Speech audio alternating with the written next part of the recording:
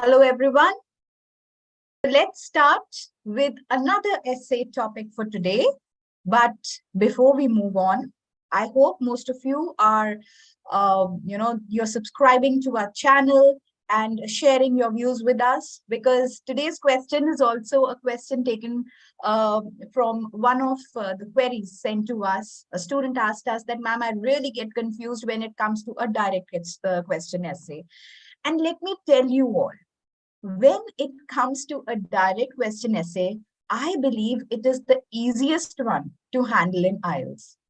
Why? Let's understand that. So we all know that when it comes to the IELTS essay writing, there are 5 different types of essays. We can get an advantage-disadvantage question, discussion essay, problem and solution essay, opinion essay, or a direct question essay. Now, why do I say that this is the easiest? Because when we talk about variations, right, in our sessions, we've also discussed variations. Advantage, disadvantage can have it when you have to give your opinion. Discussion essay also has it. Similarly, in case of problem and solution, they may ask you just the problem or just the solution also. So there are always variations when it comes to these type of questions. But why are you safest in case of direct question essay? Because you are actually giving your view on the given question. So you don't have to worry that, ma'am, should I write a 5-paragraph structured essay or maybe an essay which is of 4 paragraphs? The simplest thing to understand about a direct question essay is, as many instructions are given to you, that many body paragraphs you are supposed to write. So if there are 2 instructions, first of all, let me write, it is for direct question essay, right? So whenever we write a direct question essay, 2 instructions, 2 body paragraphs.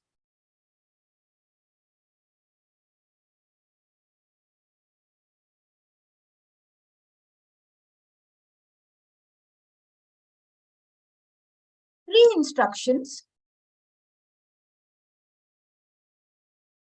3 body paragraphs.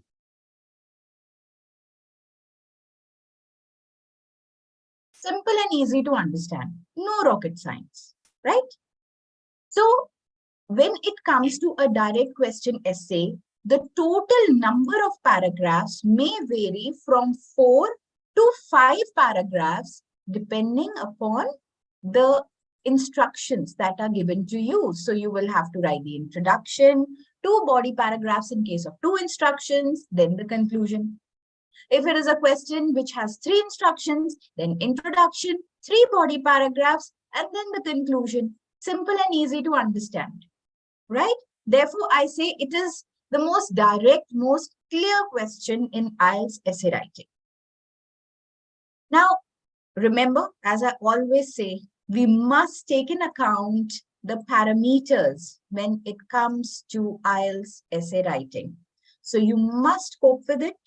If you do not follow this, you are definitely going to lose your marks. Now, the maximum a student can get in each parameter is 9, right? But you will get a 9 only if you cover all the necessary requirements. If you miss 1 or 2 points, automatically the band score will slip down. Now, somebody asked me once, ma'am, why do we have 9? Why don't we have 10? If we had 10, then you will say, ma'am, why not 100?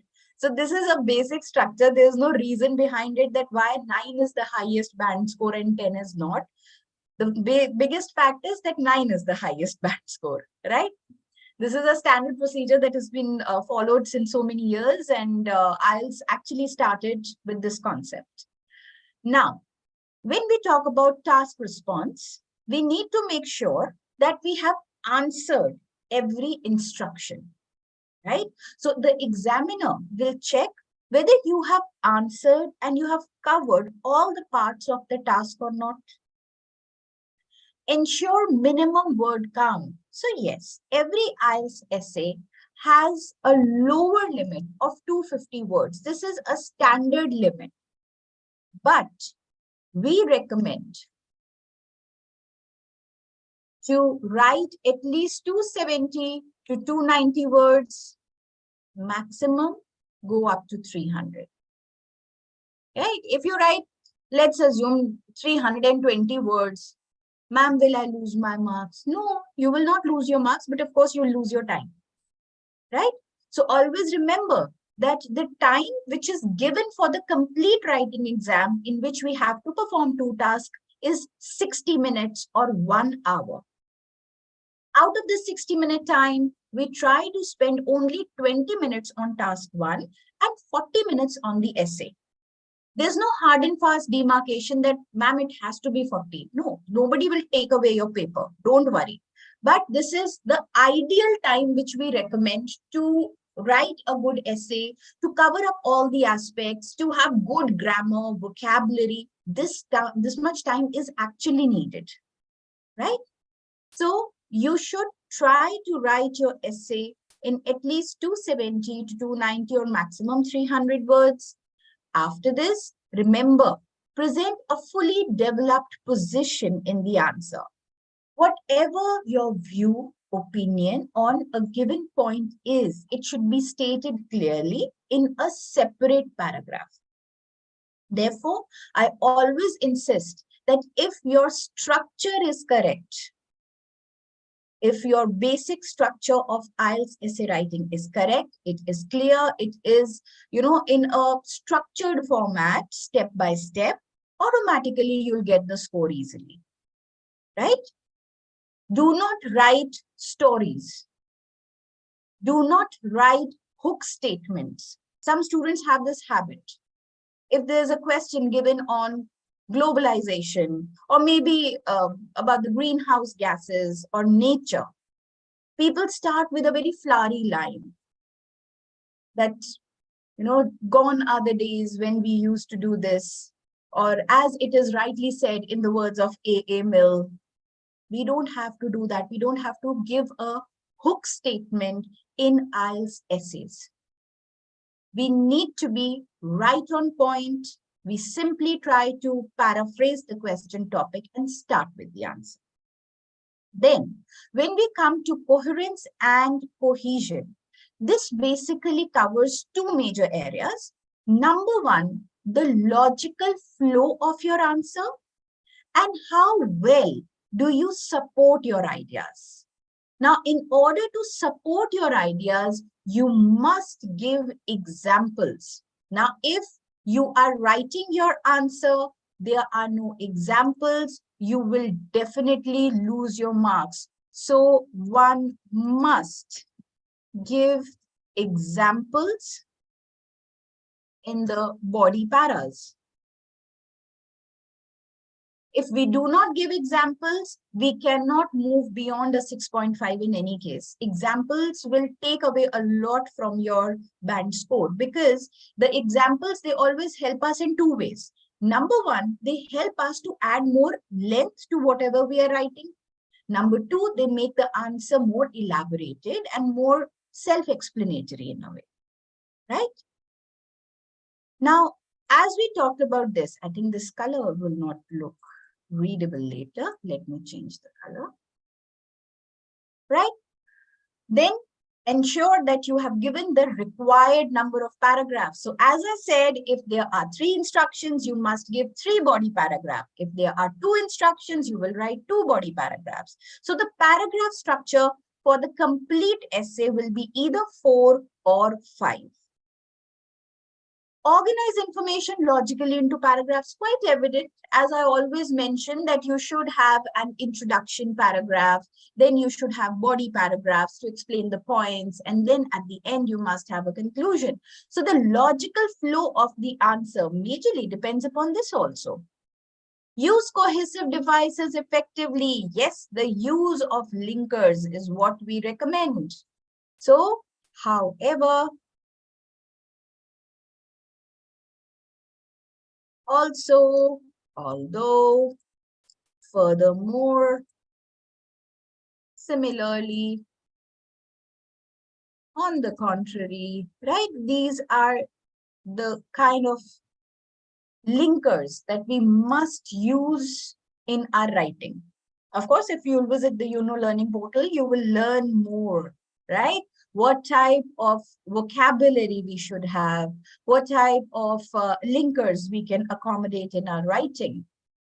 Then use a wide range of vocabulary. Now, when I say wide range of vocabulary, this does not mean idioms in writing. Okay, so no use of idioms in IELTS writing. Please mark my words. If you have the habit of writing idioms or sayings, please don't do that. Stop doing it from today itself, right? Another thing is you should give variety in words. For example, if we talk about rich people, right? Rich, I can give the word affluent, or I can even change the form of the word and use it somewhere, affluence.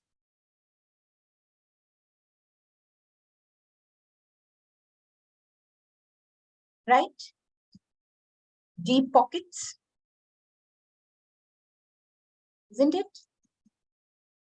Or they have, you know, a fat account.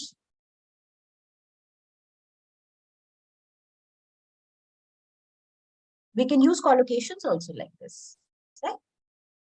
But if I just keep repeating the same word, rich and poor, imagine that shows you do not have vocabulary. And this is where we also help you, right? You'll get a list of vocabulary notes, the vocabulary that is effective in the required essay writing, report writing, or letter writing in IELTS, right? It's not a day's job.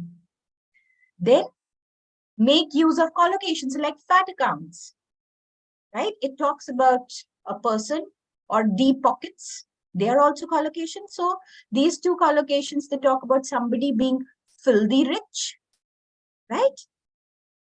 Be particular about spellings, of course. If I'm using a good vocabulary word, but my spellings are incorrect, again, I'll lose my marks, right? Then use the correct grammar, of course. When we write, we need to make sure that we follow the grammar rules. What are the rules? Use of active and passive voice. Make sure that when you write something, you have the correct subject, verb agreement. We already talked about spellings. Use the complex and compound sentences. Many students forget to use them. So we basically insist that we should try to use complex sentences. At least one complex sentence in every paragraph is necessary. So if we try to incorporate these complex sentences in our writing, nothing can go wrong on the basis of grammar, right?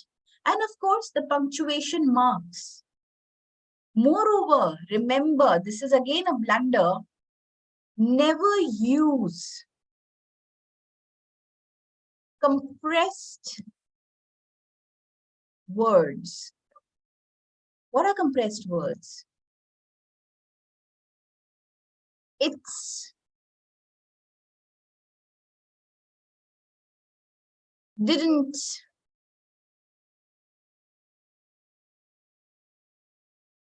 won't, right? We never use them. They are a big no. Because when you write any essay, it is a formal piece of writing. And these type of words are good in spoken English, but not in writing.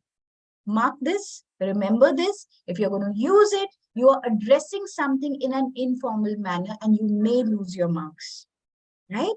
So let's move on and have a look at the correct structure. So guys, I always insist that whenever we come across a question, we will divide our 40-minute time in a structured, strategic manner, right? So total time you will invest, okay? This is a suggestion again. Please mark my words. This is a suggestion that I'm giving, that total time is 60. We spend 40 minutes on essay writing because essay writing carries more marks as compared to report or letter writing, which you have to do as task 1, right? So total time that we invest here is 40 minutes, out of which the initial 5 minutes should be spent in content generation. Now, what all should we write in content generation? That was another question. Basically, your idea or your view on the given instructions. You must make a note. How many instructions? 3 instructions. Or 2 instructions, as many are given to you. So let me write down 2 instructions are given. And then I will write 2 body para, okay? Short form for body para, BP. And I know that in this essay, I will write 1 intro, 1 conclusion. This is what I need to know before I start writing the essay.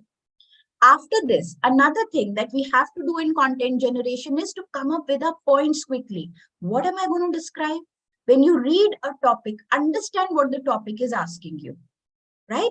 After that, what does the instruction want you to mention? So after this, I will write in body para 1, I will elaborate so-and-so point. Body para 2, I will elaborate XYZ point. And I'm clear.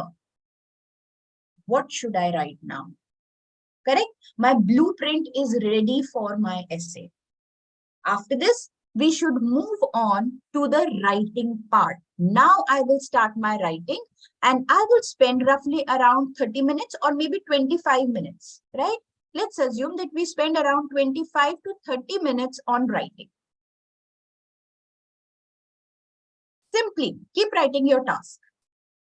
In case of pen and paper, use a pencil. Please use a pencil to write down your essay. This is, again, I'm recommending that.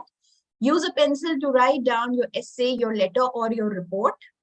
And if it is a computer generated, as you know, it is easier. You just have to type.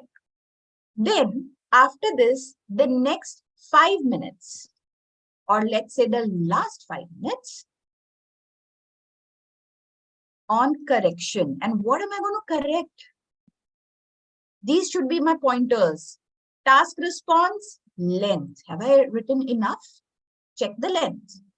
After this, check correct number of paragraphs.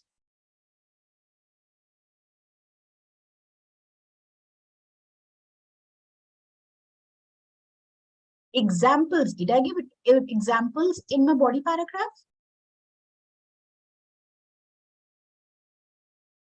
Try to change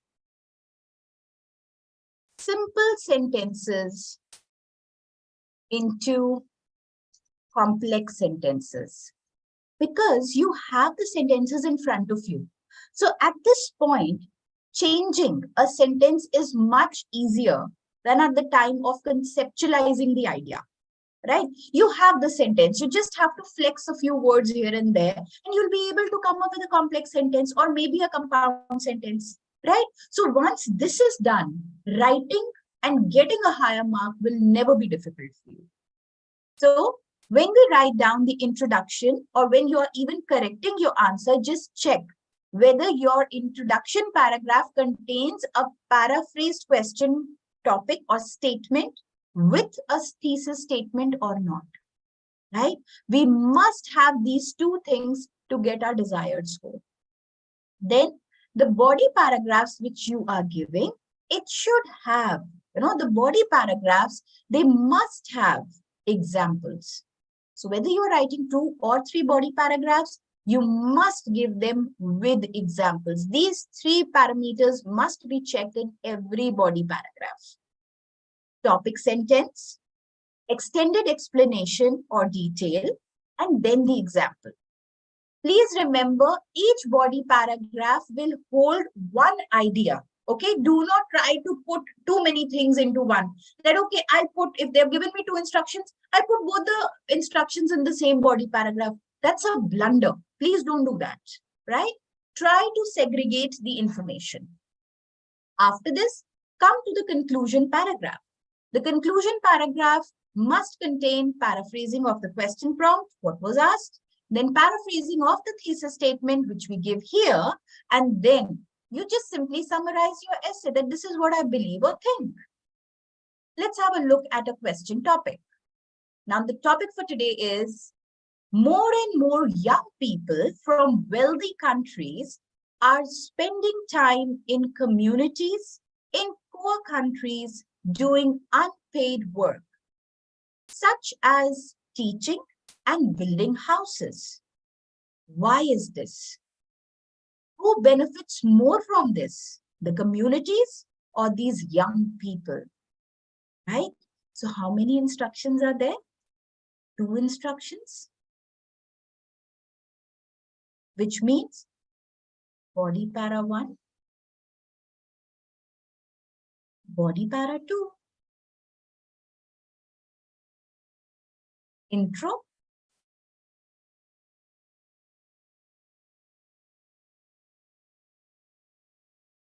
then conclusion. 4 paragraph structure, simple and easy, right? Now, at this time, I must develop my content.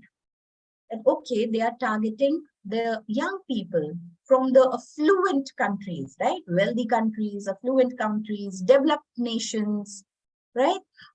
They want to do some volunteer work in, the developing countries or the countries who are going through a tough time in a way, of course, on the basis of economy. And they can, get involved in teaching or building houses. So they want to help. They want to do any type of volunteer work just to help the society at large. Now, why is this? Why do people from different countries, let's say people from developed countries like US, UK, they want to come, they even help, in India also, like UNESCO and all, we do see them that there's so many people who come, they do volunteer work, even for PETA, right? We see that they do a lot of volunteer work. Why do they do it? Because they want to bring a change in the society. And when it comes to, I personally feel that, when it comes to their expenditure, coming to countries like, let's say, Sri Lanka, or maybe any other country where the currency is, 10 times for them. If they convert it, for them, it's just $1. But for us, the $1 is equal to nearly 80 rupees, right? So it is good for them. They find living easier here because the expenditures are less, right? So I personally believe that this is one of the major reasons. And now the second point says, who benefits more from this? The communities or these young people? I think it's a win-win situation for both. Because, of course, the communities, they are getting extra helping hands, and that too in a volunteer way. And when it comes to the younger people, they gain experience. It adds on to their work profile also. Have you done any volunteer work or not? So it is, again, I would say it's another feather in their cap, but we can't use it in our writing, okay? I'm just using it in my speaking. So it is, again, a benefit for them. Now, how do we structure our answer? So when we write down the introduction, I will simply try to paraphrase the question topic, right? So if we look at it, I will simply try to paraphrase this topic. After that, present my thesis, which must include a response to these 2 points. If I'm not giving a response to these 2 points, then my thesis statement is incomplete and I lose my marks. So how should we write it? In recent years, there has been a noticeable increase in the number of young people from affluent nations who want to engage in unpaid community work, such as teaching and constructing houses in less developed countries. It is majorly due to the economic ease that the volunteers enjoy in the developing countries. Similarly, this is a positive movement as it is advantageous not only to the society, but also to the volunteers, right? So I have simply paraphrased the question topic, rephrased it,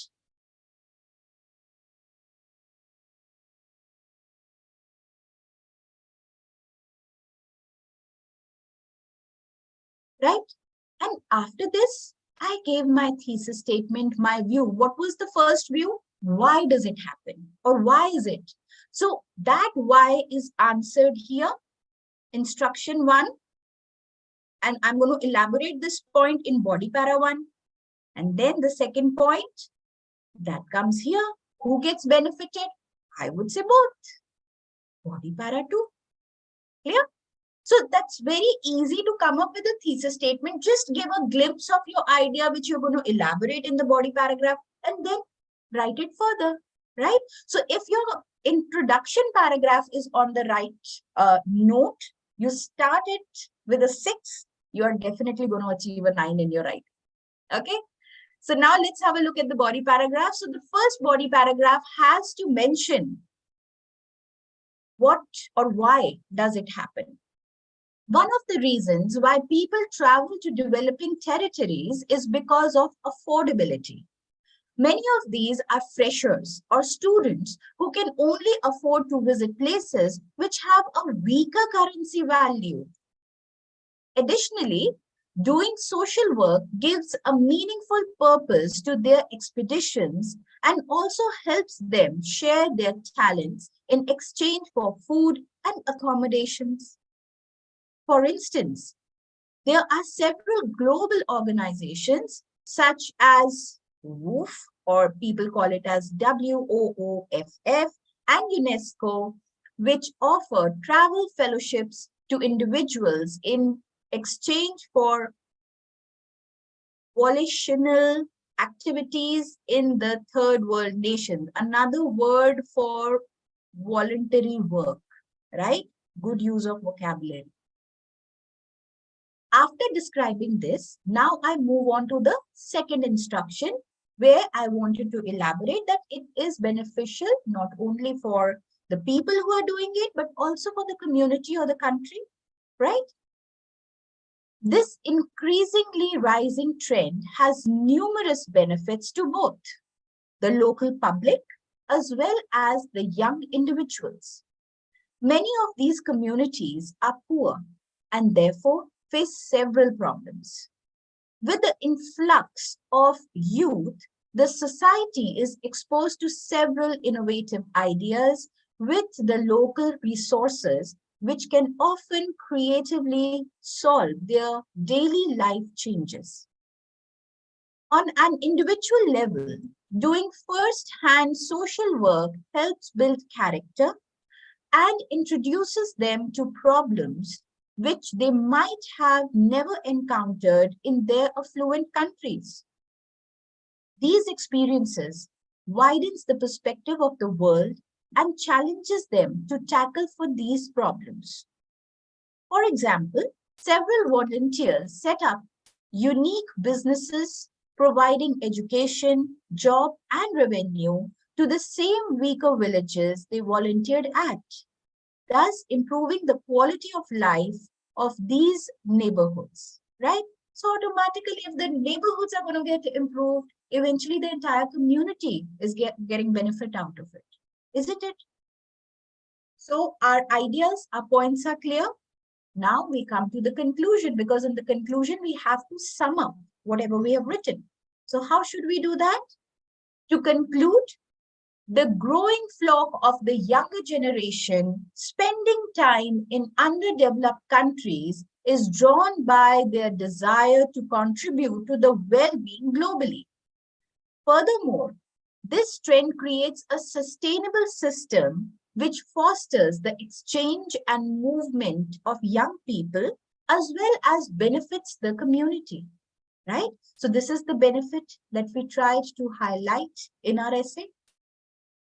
So that's how you get the complete 4-paragraph answer, only in cases when you are given 2 instructions, right? If you would have had a 3rd instruction, then automatically you'll see a 5-paragraph structure for this essay, right? We'll have to write a 3rd body paragraph on the 3rd point. Clear?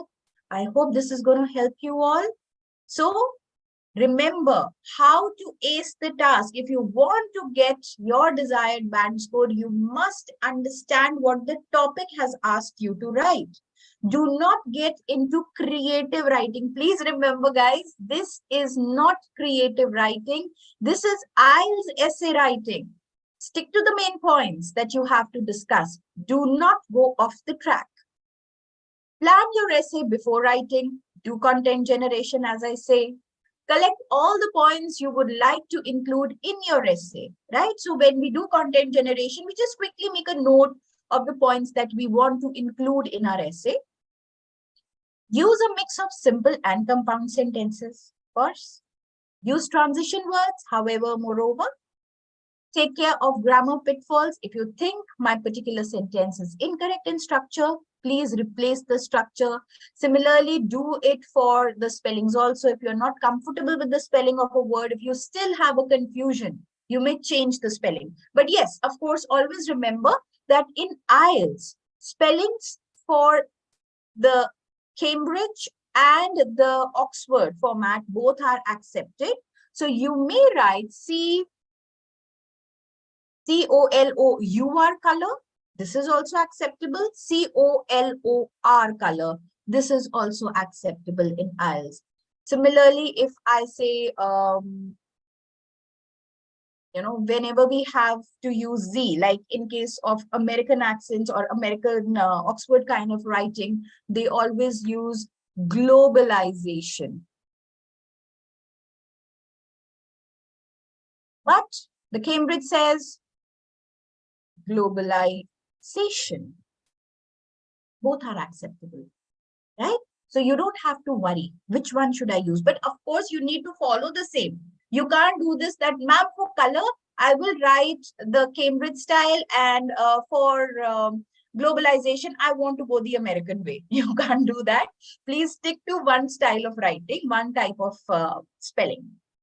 Then use low frequency words in between to show lexical ability. So when it comes to writing, please remember, we should use higher vocabulary words, but it should not sound very bookish, as if every word is being, seen from a dictionary, or someone is giving excessively high vocabulary. We have to maintain a balance, right? So that the sprinkle of good vocabulary words becomes more evident. Then use examples. Of course, we must give examples to support our ideas. Write shorter sentences, right? When we tend to write excessively long sentences, we will definitely make a mistake, either with the punctuations or the subject and verb agreements. We'll definitely make a mistake, right? Then link your points to make the essay more cohesive, and do not repeat your points. So if I have already mentioned a point, I do not need to elaborate or use the same point again and again in the same body paragraph, right? I cannot I'm not writing the story of a serial in a history paper like most of you do. You can't do that here. All right. Now, please remember to like, share, and subscribe to the Learning platform. Our YouTube channel has a lot to offer, and so does Learning. So my name is Minnie Oberoi. Do join us for more such interactive sessions. In fact, if you join our classes right away, you will find that that 1 hour class is extremely interactive. And you will not get that feeling just on YouTube. So you need to get in touch with us, have the interactive session, take the demo sessions with us without any charge, right? So you can come, you can see the demos for free. You can just get in touch with the counselors, the website address, the phone number, everything is shared here with you. So please like, share, and subscribe to the Learning portal, our page, YouTube, and LinkedIn channels. Have a wonderful day ahead. Bye bye.